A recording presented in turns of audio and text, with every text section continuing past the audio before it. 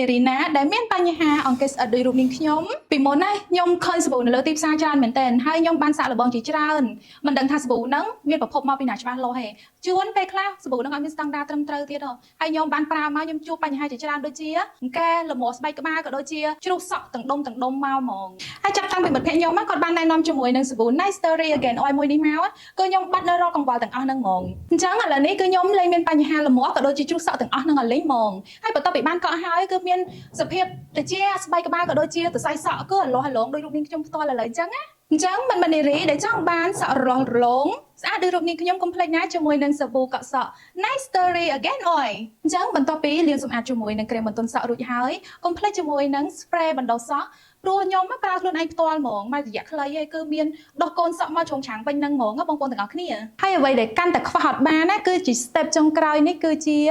វីតាមីន E ដែលជាប្រេងលាបចុងសក់របស់យើងក្រោយពេលដែលយើងប្រើជាមួយនឹងសាប៊ូប្រើជាមួយនឹងម៉ាស់ក៏ដូចជាប្រើជាមួយនឹង spray ហើយអញ្ចឹងមិននារីបើសិនជាចង់បានសរសៃសក់រលាស់រលោងភ្លឺស្អាតដូចរូបនេះខ្ញុំកុំភ្លេចណាជាមួយនឹងឈុតសាប៊ូកក់សក់ Nice Story Again Oil ទាំងអស់គ្នា